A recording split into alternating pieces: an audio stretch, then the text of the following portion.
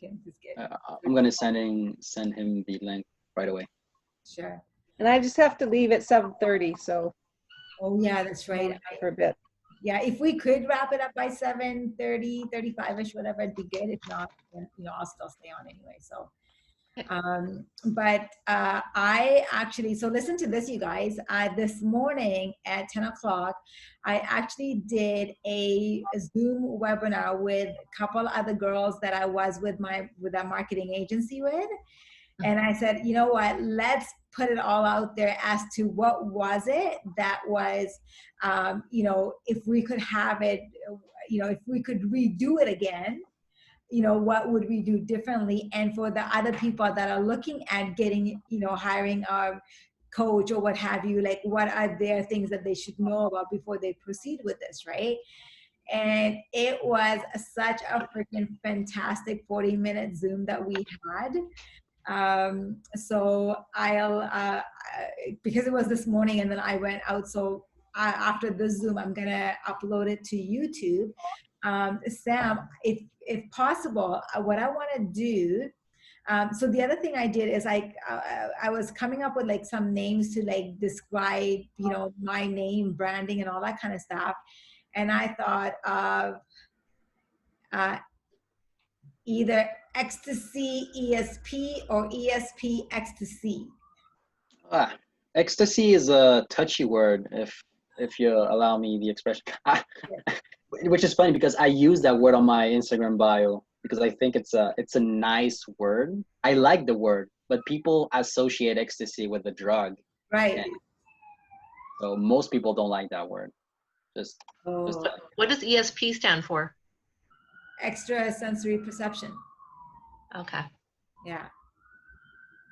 Because there's another connotation that goes with ESP, and that is it was some sort of personal development group long time ago, and they got a bad reputation. Yeah. I can't remember what the name of that group was. I think it was with Landmark Education or something. That's what I was thinking too. It was a show. Yeah, it was. I remember it was. Lock you in the room, don't let you out for a weekend. Yeah. It was awful. Yeah. Oh, okay. Well, abort. So, but yeah, so I'm trying to kind of, because on YouTube video posting that I'm doing, it says that there's a thumbnail or something like that you want to be like having your branding on there as well. So I'm just trying to figure out how to do that branding. So that I thought you had said on Cashback Diva. You're moving away from that? This would be more like, so Cashback. Okay, so maybe guide me on this, because there's that Cashback Diva, which is the business side of it, and then this will be like my branding person. Gotcha. Okay. Right? So like, for example, this video that I did this morning, and like what other random videos that I put out there, whatever, now that I seem to be utilizing YouTube as my platform, I feel like YouTube will be my kind of platform because I really love YouTube. So I think between Instagram, Facebook, and YouTube, it's YouTube, Facebook, then Instagram, right? Is the route that I want to go. And so for branding myself on YouTube, that would be under my name, right? It is under my name. So I'm thinking of how, that thumbnail or whatever they call it, that's like the picture that you can use on all your video links with, like the canvas, head titles, title settings, and all that kind of stuff, right? And that's how I've seen a lot of professional people kind of doing it. I mean, for now, it's not like I think I've got one subscribed member, so it's not like it's urgent. But I feel like that would be a nice touch to incorporate, and I would love to have that designed out. But I know I'm like, I just don't want to be wasted. Like, I'd love to have, be guided on that, but to sit there myself, trying to figure out how to use Canva, Photoshop, yada yada. Yeah, for something like that, it's better to use probably Photoshop. Yeah, see, so I'd rather sit together. Or Illustrator. Yeah. But she doesn't have time to learn that. Like Canva would be way easier for her to. No, but if you look at this, I love stats. Sorry. If you look at the stats, like one of the most determining factor of it, either, hey Pablo, if a video on YouTube is gonna get clicked on, is the thumbnail. The thumbnail is so important. Yes. And many of those YouTube content creators, they have like this separate person they have on maybe a freelancer or on Fiverr. It's very simple. Like you pay that person maybe $10 and he does something pretty professional. So question regarding that actually, and I heard this on, this is something that Russell Brunson was actually saying. Because he's using, that tool obviously. And what he said he does is he has a few people design his branding for him or whatever he needs designed. And whichever the best one is what he will end up picking. Sure, they'll end up asking for a lot more money, because it'll end up being like $300 or whatever. But he's like, this way, at least I'm getting something that I like because I've chosen the best one, versus going to one person, paying him $5 and just having to deal with whatever he designs for me and being stuck with that one. There's another website. I think it's called 99 Design, where you can do contests.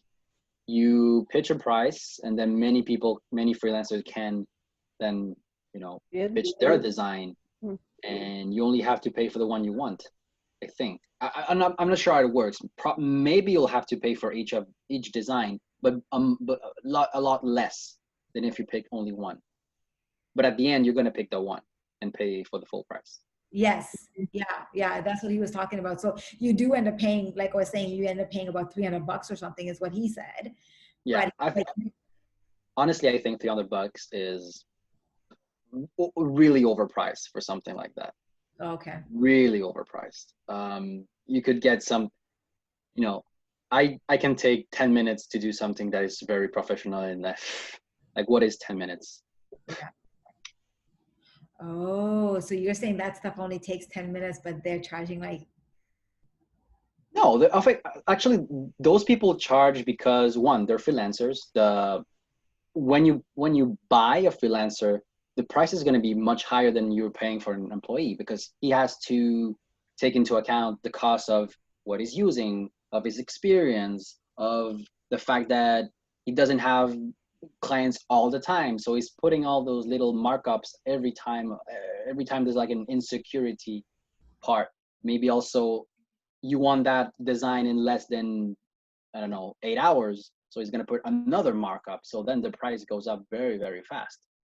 And also it depends on how personalized of service that you're going to get, because some of those designers, for instance, will sit down and talk to you and ask you questions about, how do you see your brand? Are there colors? Like, they want to know more about your thoughts and that. So then that way, then they could try and design something that would fit what you're imagining.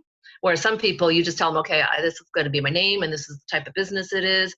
You go ahead, figure something out, and then they'll come back, so like at Fiverr, for instance, that's kind of like how they do it.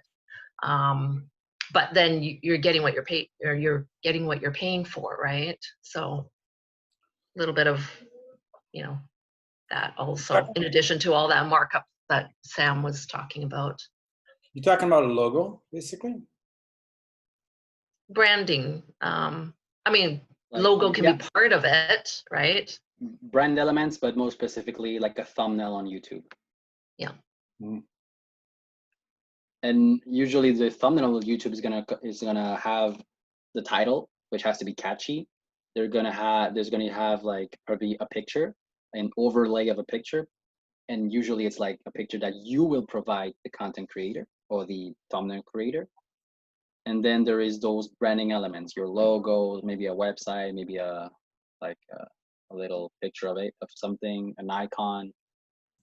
So we're back to that square of, make sure you have all your pieces together and say, here, do something with this. Yeah. Or you tell him, I have no picture of myself, just have a picture that is in that direction. And then he's going to pitch you some ideas. The world of technology. I am loving it because I'm learning a lot more, picked up a lot more since. But once you get in that, you'll practically be doing my job a little, whereas you kind of have to know the answers and the directions, and then you give that to some designer or somebody that has the technical skills, and he will pitch you 1, 2, 3 options, and then you can tell them, okay, I like that direction, go more into that and tweak it a little bit, and that's it. You only have to manage.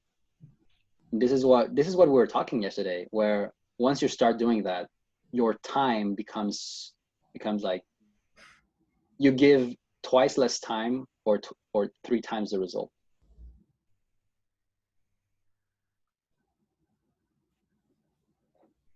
And then this is also part of your, as it becomes part of your branding, you only need to do it once, and then you tweak it, like, down the road later on.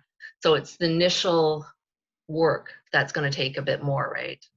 So once it's done, you'll have it to use over and over, and then all you do is, you customize it just a little bit, you tweak it for different applications, right? But at least you have the bulk of it.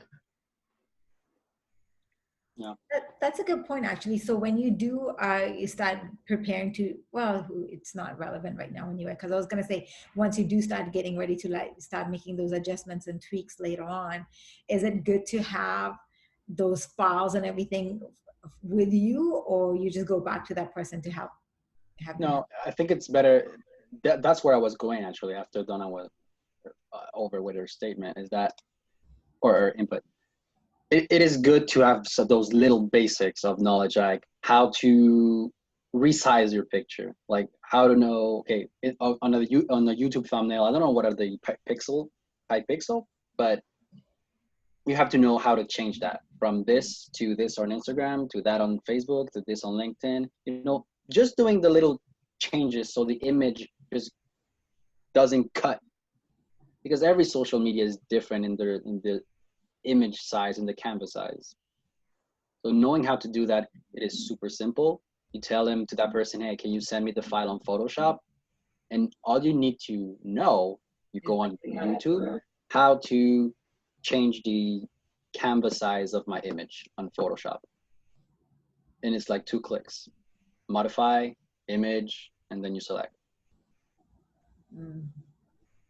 But yeah, but in follow up to that, yes, you do want to own the files. Yeah.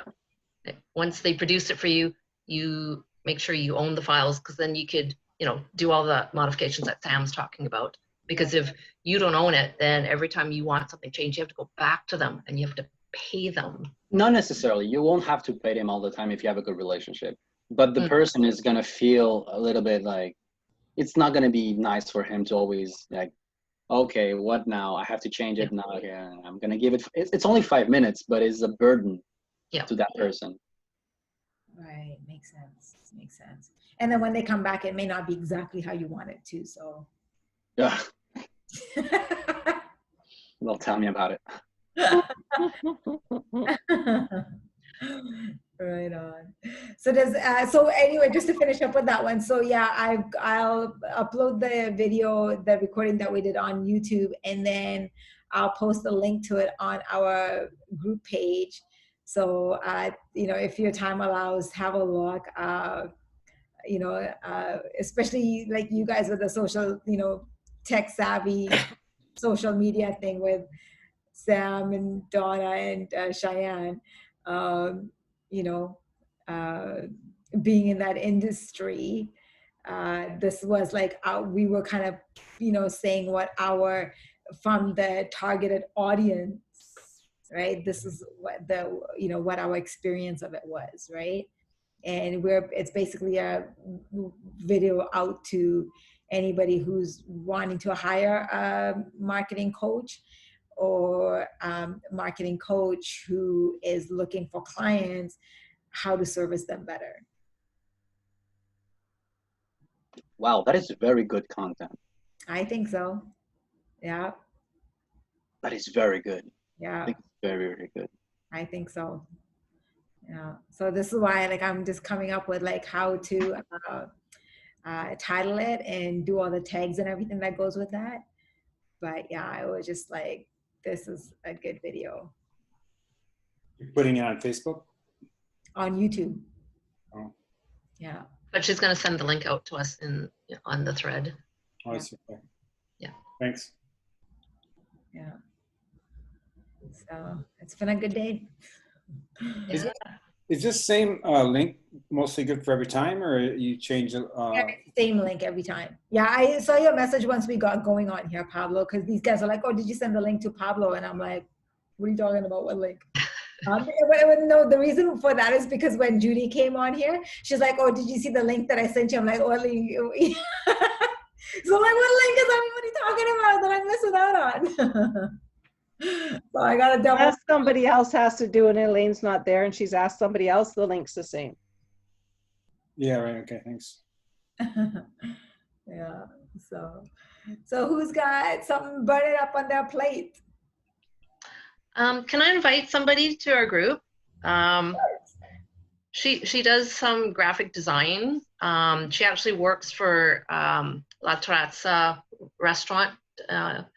She's I don't know what you call it, pastry chef or whatever there. So she works over. Yeah. Bring her over. But she's a freelance graphic designer, and so she helps like, I think her market is kind of like the Chinese people. Well, she also has clients here, but she does I guess she produces media for like social media for their, I guess, platforms and stuff like that. She helps them with that and helps them with a little bit of photography. Like, so she does a little bit of that on the side. And so when I was telling her about the group, she's like, oh, like that sounds really interesting. I'd love to be able to connect. I'm like, oh, well, let me ask. So if you're okay with it, then yeah, I'll ask if she'll if she's okay with 7 o'clock at night and then hopping on. Yeah, no, that's for sure. It's funny because I was actually, you know, with a girlfriend, and I was talking about what we're doing here as well too. And it's amazing the response that people are like, yeah, you know, like more and more people are saying, yeah, this is actually so needed, right? Yeah. Well, that's the thing. Like her reasoning for wanting to join is because, you know, we were talking about you know, different social media platforms that we're both using and stuff and she's like, oh my God, it's like, it's so nice when there's somebody else to talk about it, because your own friends, like my own friends, like they're not into it. I mean, maybe a little bit, but they don't understand like the business marketing side of it. Like they just do it for fun, right? But because she does it, you know, for business and stuff like that. Yeah, so, you know, she's like, oh my God, it's like, and it's so much more fun to do this type of work when there's other people that you can bounce ideas off of or to get help with and stuff like that. And I said, yeah, I know. Like, and that's why I like this 7 o'clock group, because we get to talk about this sort of stuff and figure things out, right?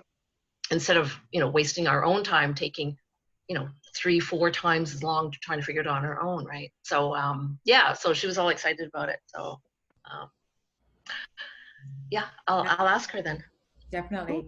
Well, and you know what, because yeah, like the value for me is totally like 200% there, because one of my, you know, Donna, you know, living in downtown Vancouver, we're like, you know, restaurants and patios with a glass of wine in your hand, you don't want to leave that spot. Yeah. But I'm like, I gotta go because I got my 7 p.m. You know, Yeah. That's how much of a priority this is for me, because I'm like, you know what, but, you know, I'll get another bottle of wine another time. You know. Yeah. This is funny because usually, like during the week, at this time, I'm eating with the family. Yeah. But I've trained them to let me stay here and talk with you guys instead of eating with them. Tell them we appreciate that. Yeah. I'll tell them. Yes, we do. Yeah, you can even have them listen to this video. As Sam's family, we appreciate you letting Sam be with us. Yeah, for sure. So, okay, it's 7:30, you guys. Any quick snippet, or Judy and I have another? Okay, There are news. There's always news in the tech world. I think so. And I follow it. And very recently, I think it was like, what day is it? 14? Okay, Yep. so it's for 6 days ago, a week ago, Google like they've been trying an algorithm thing for their images. So right now it's only available in the US, but what it is right now we're going to be able to search for images, and while you're doing that search, it's going to give you a folding panel on the bottom, and only on mobile feeds, where it's going to give relevant locations, relevant people, so all of the relevancy is going to be on a separate place on your phone while you're doing an image search. So what does that mean? It means that when the better is your image in terms of SEO, let's say, or description, the higher your chance of being discovered through images and not necessarily through written content or website page. So now there's two different ways of being searched. Like people are seeing more engagement, but more traffic on their website because of images rather than website or pages or blogs. This is interesting. How would they pick up on that? Like, you know, so you take a picture, and if it's, let's say, pictures of, I don't know, a book. Tag them, just like you tag people, locations, that sort of thing. And Okay, so hashtags. But there is a way to tag your photos, right, Sam? But is that how they're picking it up? So how are they doing right now? I think is gonna be, they're starting to do it only with businesses. So they're trying to get some profit of it, of course. They're gonna have some business model behind that as well. It's not yet live, I think, like the business model. And I don't know if they had an ad model as well, but my intuition, and well, it's Google, they started with the business side, where people actually, if you're using, let's say, a WordPress site, you're gonna have that image on your WordPress site, and that image can be recognized by the Google AI. And then if you're able to, as a business, to tell that, okay, that image belongs to me as the publisher, and that I own the rights to that image, you can then add some tags to it after the fact. So the AI or the bots are not going to look through your website and define that image. Well, they're doing that too. But as a business, you'll be able to look for that image and link it to your own business and say that is mine, and this is what's on it, to make it even more searchable. So they're going to be doing, so is it visual, like recognition type of thing, that they're going to recognize it? Because I know that on your website, for instance, when you post pictures, you can add the alt text, and alt text has always been very important. Yes. But if they're using AI, then it's going to be visual recognition now, right? So I'm not sure exactly how they're doing it, but the alt text is still going to be applicable, where you put an alternate. What it means is this alternate text that does not always show on the image itself. Sometimes you hover, over an image, and there's a little box of text that appears that says, like, example, sunset in Minnesota. Okay, so that is going to be recognized by Google, and then it's going to be like listed in the. So if somebody searches for an image of a sunset in Minnesota, but let's say you have that image and there's some people on it, like on the background or something, and you choose as a business to use that image for your own content or funnel, whatever. If you find that image and you can tell Google that this belongs to you as an image, and you link it to your own business, saying, okay, my business is Samuel Schneider Inc., whatever, this is my image. And now in the back end of it, I'll be able to say on that image, there is not only a sunset in Minnesota, but there is that person or that product or that, doing some stuff like that. So now, let's say you're looking for an image like the sunset Minnesota, and right under where there's usually the caption, there's a caption, and then there's immediately after some related images to whatever that's on the the original image. But now that related image is going to get pushed down, and there's going to be a new panel that you're going to be able to click on and unroll it. And each of those elements are going to be editable by the publisher of that image. So imagine now you start linking some products into your own images, and you'll be able to, from an image, get traffic to your products or your website or whatever other image you want. Very cool. Yeah. So I'm not saying this is how people are using it, but this is how people are. I know that this is how people are going to use it. Like, for sure. Well, the businesses will capitalize on it for sure. Well, you know what Gary Vee says: marketers ruining everything. Yep. And the same thing that I mean, I'm learning this stuff every day. Today, you know, from that subscription that I have on Facebook, like that content, I've talked about it. I pay a yearly subscription to have the exclusive content. They were talking this time about SMS marketing, which is interesting. I'm not doing it, and I haven't seen many people do it in my own circle, but I think it's very interesting because the SMS is going to become, for sure, the new email.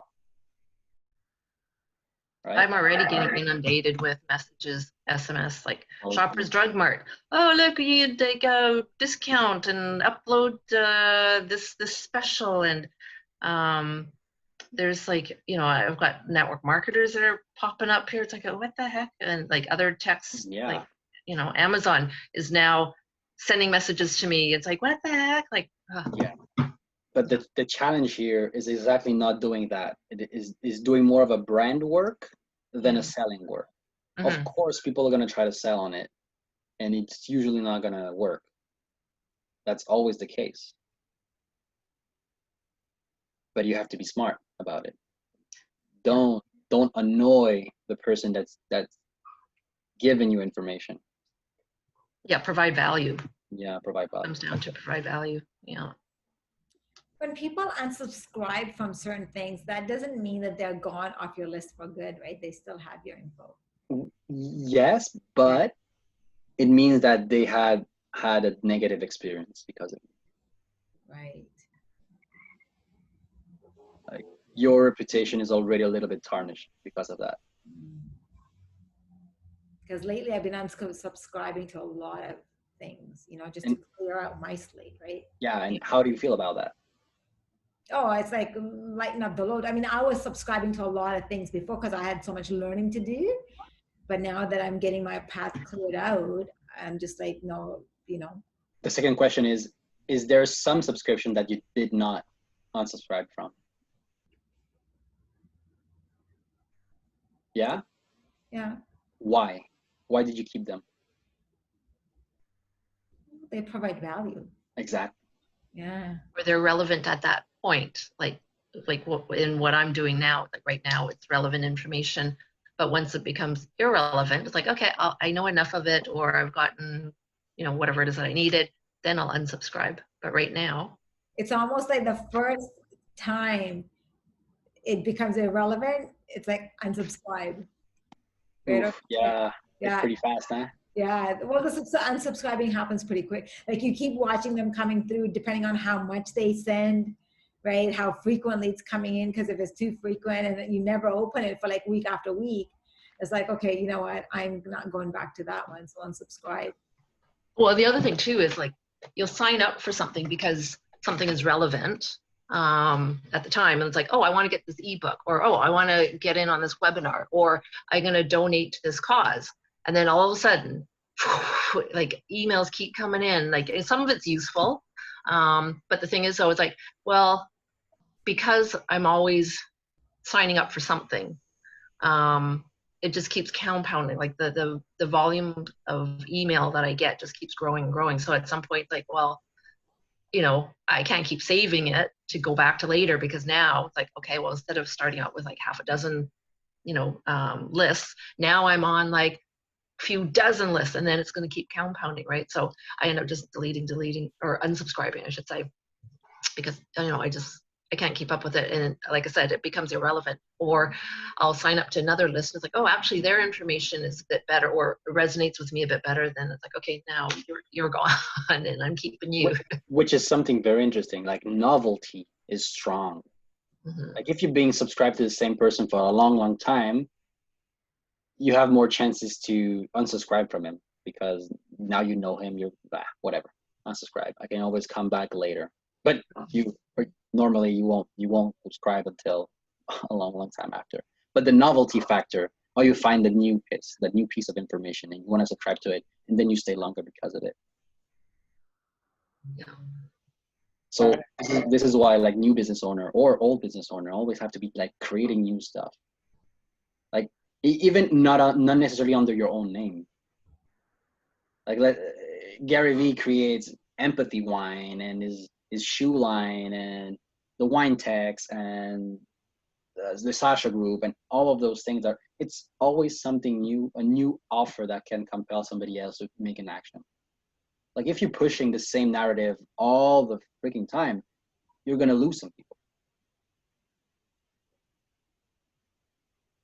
But yes, you're right. And when they come up with new brands or new ideas or whatever, they'll tend to like, okay, keep me on the list. Exactly. It's about being exciting.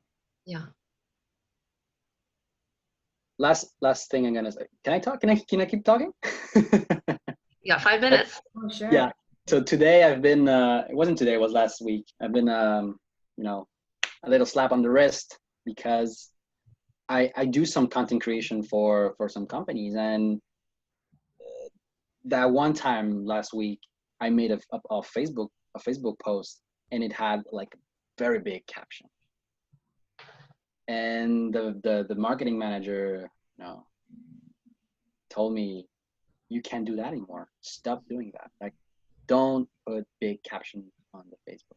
And then we had like this, not as argument, but we try to give our points of view on what is better, like long caption, small caption, what works on Facebook, what doesn't. And in the end, I kind of changed my mind. At the beginning, I thought like bigger captions are usually good because interested people are going to read it. So you're talking about longer captions? Yeah. Okay. Longer or smaller. We were trying to find what is the best amount to get the most engagement, or not going too overboard and losing some people because of it. Because that's what's happened sometimes. You see a nice picture or just a normal picture, and then the caption is four lines long, and then you're like, oh, not interested. Only because that was too long. So I tend to write a lot. I like writing, and I like giving information, and I think the information is pretty good. But usually people don't read that much. So I was trying to make some research again, because a year ago it wasn't the same data, and 2 years ago it wasn't the same exact data as well. So now I'm trying to see, okay, what has changed on Facebook? And now I see that there's a limit character. Like there's many companies and websites that did studies, studying thousands of Facebook posts to see what is the right amount of characters to have the most engagement. And on Facebook, it's only 40 to 80 characters. That's not even a full line. That's so little. It's so little. Like above 80 characters, people, like you see 88% less engagement. 88%. That's not a small number. So right now I'm gonna be like capitalizing on that knowledge. Okay, keep it short. Try to make your insight very short and sweet, and don't try to say too much. If you want the people that are interested to take an action, just put a link. That's it. They're gonna go and read something more relevant or find the information they want to find. Or can you do the caption, within those restricted characters, and then like to summarize what the content will be, and then if people are interested, then they can click more to get more, but otherwise it's a good summary of what the content is, and then that would be adequate for the average person, but they can click more. You can try to read play more. with you can try to play with that, but you have to see the diminishing return of trying to make longer captions. Like Okay. because if you want to do longer captions, you're just going to take more time, and then you have to, like, time is so freaking important. Wasting time on content because you wanted to put 2 more sentences rather than just a line, now you've wasted 2 hours instead of doing that in 10 minutes. It's a problem. Like, you could have done 6 times the amount of content in that same period of time, instead of overthinking the way of how you want to present your information. Like, take one information you want to say and say it 10 different ways with 10 different pictures, a high quality picture. But also there's the other side of things where, for personal brands, I think there you can actually go longer captions, because people are going to be interested in your life And what you have to say. Exactly. Because we have less than like 45 seconds, I'm going to say people read because they either find you interesting, or the image or the first few lines was like catchy enough. That's the takeaway. But as a rule of thumb, 40 to 80 characters, which is not even a line, is what you have to aim for. So more applicable for business, right? Yeah. Okay. Well, Good to know. It is more applicable to business. Yeah. Yeah. Really good to know. Thank you, Sam. Mm-hmm. That's